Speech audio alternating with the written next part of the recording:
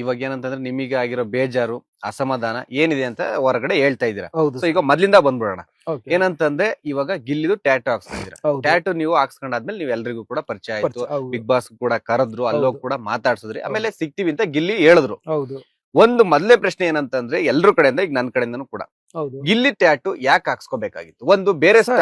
ಅಂದ್ರೆ ಸಾಕಷ್ಟು ಜನ ಸಾಧನೆ ಮಾಡಿರಿದ್ದಾರೆ. ಕ್ರೀಡೆ ಆಗಿರ್ಬೋದು, ರಾಜಕೀಯ ಆಗಿರ್ಬೋದು, ಹೌದು. ಸ್ಪೋರ್ಟ್ಸ್ ಆಗಿರ್ಬೋದು, ಯಾವುದೇ ತರ ಸ್ಟಾರ್ಗಳು ಅಂದ್ರೆ ಫಿಲಂ ಇಂಡಸ್ಟ್ರಿಗೆ ಆಗಲಿ, ಹೌದು ಸುದೀಪ್ ಅವರು, ರಾಜ್ಕುಮಾರ್ ಅಂದ್ರೆ ದೊಡ್ಡವರಿಂದ ಎಲ್ಲರೂ ತನಕ ಇದಾರೆ. ಸೊ ಗಿಲ್ಲಿದೆ ಯಾಕೆ ಹಾಕ್ಸ್ಕೊಂಡ್ರಿ? ಸರ್ ಗಿಲ್ಲಿದ್ ಏನಕ್ಕೆ ಹಾಕ್ಸ್ಕೊಂಡ್ರಿ, ಟ್ಯಾಲೆಂಟ್ ಪರ್ಸನ್ ಇತ್ತು ಅವನ ಹತ್ರ. ಓಕೆ. ಅದನ್ನ ನಾವು ಹೊರಗಡೆ ತಂದಿದೀವಿ. ಹ್ಮ್. ಅವನ ಹತ್ರ ಒಂದು ಸರಸ್ವತಿ ಇದಾರೆ, ಅವ್ರ ಕಲ್ಲ ಒಂದು ಟ್ಯಾಲೆಂಟ್ ಇದೆ, ಹ್ಮ್. ಅದನ್ನ ಹೊರಗಡೆ ತರಬೇಕು ಅಂತ ನಾವು ಹಾಕ್ಸಿದ್ವಿ. ಓಕೆ. ಇವಾಗ ನಾವು ತಂದಿದೀವಿ ತಾನೆ, ಅದೇ ತಕ್ಕನಾಗ ಅಭಿಮಾನಿಗಳು ಯಾಕೆ ತಂದ್ ಮೀಟ್ ಆಗ್ತಿಲ್ಲ ನೀವು? ಓಕೆ. ಇವಾಗ ಒಂದು ಅದೇ ಪ್ರಶ್ನೆ ಕೊಡೋಣ.